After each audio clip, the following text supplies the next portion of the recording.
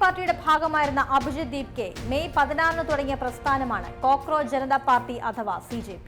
May 15 chief justice Suryakant നടത്തിയ പരാമർശങ്ങളാണ് പ്രസ്ഥാനം രൂപീകരിക്കാൻ കാരണമായത്. ആക്ഷേപഹാസ്യ പ്രതികരണമായാണ് പാർട്ടിയെ ഉയർത്തിയത്. തൊഴിലില്ലാത്ത യുവാക്കളെ കോക്രോച്ചസ് എന്നും സമൂഹത്തിലെ പരാന്നഭോജികൾ എന്നും ചീഫ് ജസ്റ്റിസ് താരതമ്യം ചെയ്തത് വലിയ വിവാദമായിരുന്നു. ഇന്ത്യൻ സോഷ്യൽ മീഡിയയെ ഉലച്ചുകൊണ്ട് ഒരു പുതിയ ഡിജിറ്റൽ പ്രസ്ഥാനമായാണ് കോക്രോച്ച് ജനതാ പാർട്ടി ഉടലെടുത്തത്. കുട്ടിക്കളിയോ തമാശ ട്രോളോ ആയിരുന്നില്ല ഇതിലുണ്ടായിരുന്നത്. ഇന്ത്യൻ ജൻസി പിള്ളേർ ഏറ്റെടുത്ത ഒരു പൊളിറ്റിക്കൽ മൂവ്മെന്റ് ആയിരുന്നു CJP. യുവാക്കളുടെ വലിയൊരു പ്രതിഷേധ ശബ്ദമായി പിന്നീട് മാറി. ചുരുങ്ങിയ ദിവസങ്ങൾ കൊണ്ട് ദശലക്ഷത്തിലധികം ഫോളോവേഴ്സാണ് CJP സ്വന്തമാക്കിയത്. Voice of the lazy and unemployed tag ലൈനിലൂടെയാണ് വെബ്സൈറ്റ് തുടങ്ങിയത്. ഒഫീഷ്യൽ വെബ്സൈറ്റിൽ ലക്ഷക്കണക്കിന് യുവാക്കൾ മെമ്പർമാരായി. യുവാക്കൾക്കു വേണ്ടി യുവാക്കളാൽ തിരഞ്ഞെടുക്കപ്പെട്ട യുവാക്കളുടെ രാഷ്ട്രീയ മുന്നണി എന്നാണ് CJPയുടെ ഇൻസ്റ്റാഗ്രാം ബയോ. അഭിജിത് ദീപ്കെ എന്ന യുവാവാണ് ഇൻസ്റ്റാഗ്രാം അക്കൗണ്ട് തുടങ്ങിയത്. ഇന്ത്യയിലെ യുവത്വത്തിന്റെ നിരാശയും അമർഷവും തെളിയിക്കുന്ന ഒരു സോഷ്യൽ മീഡിയ മൂവ്മെന്റ് ആണ് CJP രൂപീകരിക്കുന്നതിന് തൊട്ടു മുമ്പുള്ള ആഴ്ചയിലാണ് നീറ്റ് UG പരീക്ഷാ പേപ്പർ ചോർച്ചയെ തുടർന്ന് പരീക്ഷകൾ റദ്ദാക്കിയത്. ഇത് യുവാക്കൾക്കിടയിൽ വലിയ അമർഷത്തിന് കാരണമായി. ഹാൻ മേൻ ഹൂൺ കോക്രോച്ച് എന്ന പേരിൽ CJP പുറത്തിറക്കിയ പ്രൊട്ടസ്റ്റ് സോങ് പരീക്ഷാ തട്ടിപ്പുകളെ പരാമർശിക്കുന്നതായിരുന്നു. നിർഭയ വിഷയത്തിനും അഴിമതി വിരുദ്ധ പ്രക്ഷോഭങ്ങൾക്കും ശേഷം യുവാക്കളുടെ പ്രതിഷേധാഗ്നിക്കാണ് ജന്തർ മന്തർ സാക്ഷിയായത്. ഡൽഹിയും രാഷ്ട്രീയ ലോകവും ഉദ്വേഗത്തോടെ ഉറ്റുനോക്കി പാറ്റകളുടെ പ്രതിഷേധം. പരീക്ഷാ ക്രമക്കേടുകളിൽ വിദ്യാഭ്യാസ മന്ത്രി ധർമ്മേന്ദ്ര പ്രധാന്റെ രാജി ആവശ്യപ്പെടുന്ന പ്രതിഷേധമാണ് യുവാക്കളുടെ നേതൃത്വത്തിൽ CJP തുടങ്ങിയത്. പുസ്തകവും ദേശീയ പതാകയുമായാണ് അണികളെത്തിയത്. ജൂൺ 6 നീറ്റ് ക്രമക്കേട് ചൂണ്ടിക്കാട്ടി ജന്തർ മന്തറിൽ വൻ പ്രതിഷേധം CJP തുടങ്ങിയത്. വിദ്യാഭ്യാസ മന്ത്രി ധർമ്മേന്ദ്ര പ്രധാൻ രാജിവെക്കണമെന്നാവശ്യപ്പെട്ടായിരുന്നു ഇത്. പ്രതിഷേധത്തിൽ രാജ്യത്തിന്റെ വിവിധയിടങ്ങളിൽ നിന്നുള്ള യുവാക്കൾ ജന്തർ മന്തറിൽ അണിനിരുന്നു.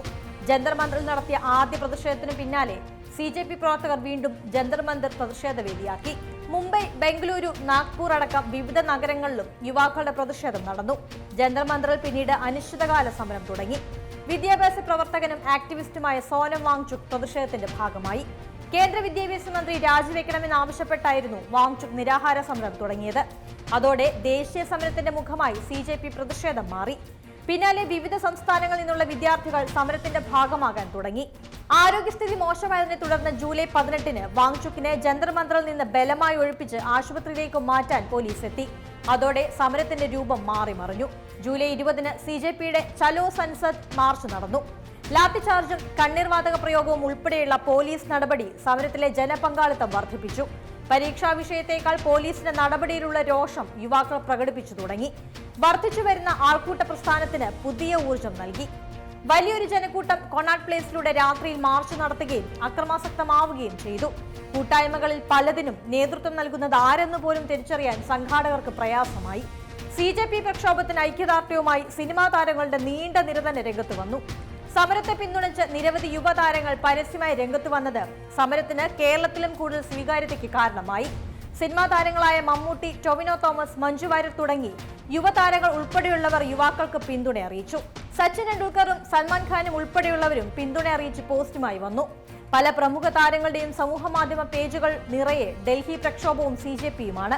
ജന്തർ മന്തറിലെ സമരവേദിയിൽ നടൻ പ്രകാശ് രാജ്, നടി ഷബാന ആസ്മി എന്നിവർ നേരിട്ടെത്തി പിന്തുണച്ചു. കോൺഗ്രസ് അടക്കമുള്ള പ്രതിപക്ഷ പാർട്ടികൾ സമരത്തിൽ പങ്കാളികളായി. മുന്നറിയിപ്പുകൾ ഒന്നും നൽകാതെ പ്രധാനമന്ത്രിയുടെ വസതിയിലേക്ക് അവർ മാർച്ച് നടത്തി. രാഹുൽ ഗാന്ധി അടക്കമുള്ള എല്ലാ നേതാക്കളെയും പോലീസ് അറസ്റ്റ് ചെയ്തു നീക്കി. മാർച്ച് ചെയ്ത രാഹുൽ ഗാന്ധി ഉൾപ്പെടെയുള്ള നേതാക്കളെ പോലീസ് വലിച്ചിഴച്ചതോടെ പ്രതിഷേധം കൂടുതൽ വഷളായി. വിഷയത്തിൽ പാർലമെന്റിന് പുറത്തും സംസ്ഥാനങ്ങളിലും പ്രതിഷേധം ശക്തമായി. ഏറ്റവും ഒടുവിൽ സോനം വാങ്ചുക്കുമായി കേന്ദ്ര സർക്കാർ ചർച്ച നടത്തി. വാങ്ചുക്കും CJPയും ഉയർത്തിയ ആവശ്യങ്ങളിൽ കേന്ദ്ര സർക്കാർ രേഖാമൂലം ഉറപ്പു നൽകിയതിനെ തുടർന്ന് നിരാഹാര സമരം നിർത്തി. എന്നാൽ CJP പ്രവർത്തകരുടെ പ്രതിഷേധം തുടരുകയാണ്. ധർമ്മേന്ദ്ര പ്രധാൻ രാജിവെക്കും വരെ പ്രതിഷേധം തുടരുമെന്ന നിലപാടിലാണ് CJP. യുവാക്കളുടെ പ്രതിഷേധം എത്ര നാൾ രാജ്യതലസ്ഥാനത്തെ തെരുവിൽ തുടരേണ്ടി വരുമെന്നാണ് കാത്തിരിക്കുന്നത്. ഏറ്റവും പുതിയ വാർത്തകളും വിശേഷങ്ങളും വിരൽ തുമ്പിലറിയാൻ Zee മലയാളം ന്യൂസ് എല്ലാ ഡിജിറ്റൽ പ്ലാറ്റ്ഫോമുകളിലും ലഭ്യം.